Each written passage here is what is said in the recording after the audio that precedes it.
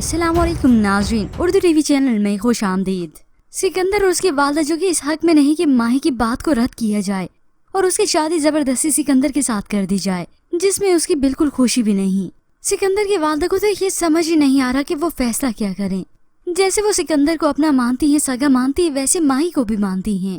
अब सिकंदर फरहाद से मुलाकात के बाद रुमाना के पास आ गया। रुमाना जो कि कई बरसों से सिकंदर का जैसे इंतजार ही कर रही थी। सिकंदर की आवाज सुनी रुमाना, उसे लगा जैसे उसका कोई ख्याल हो, तो फिर वो अपने सामने सिकंदर को ही पाती है।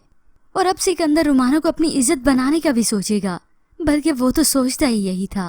खैर भी बस इसके बाद आप देखेंगे सिकंदर और उसकी वालदा फिर से माही के घर जाते हैं। उसके बाप भाई के आगे ये इल्तिजा रखते हैं कि वो माही की दिल की सुने और इसकी पसंद की शादी उसे फरहाद से करवा दें। ये सुनकर तो माही के वालिद गुस्से से आग बगोला हो जाते हैं। उनकी तो जैसे अना को ठेस पहुंची हो। इस साफ इंकार और नफरत के बायस भी सिकंदर की वालदा रुकी नहीं।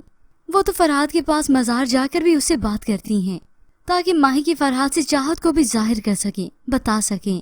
और फिर व्यूअर्स इसके बाद आप देखेंगे कहानी में इस वक्त ट्विस्ट आता है, जब नाजिम शाह दिलावर के जरिए फरहाद को मरवाने की कोशिश करता है और उस वाली रात ही वो फरहाद को खत्म कर देना चाहते हैं, मगर ये सारा खेल नाकाम रह जाता है। तभी दिलावर होप्स और फरहाद को पहचान लेगा और फिर उसी के पास ही रहेगा, क्योंकि दिलावर फरहाद के लिए अपनी जान तो दे सकता है, मगर अपने जिगरी यार की जान खुद नहीं ले सकता।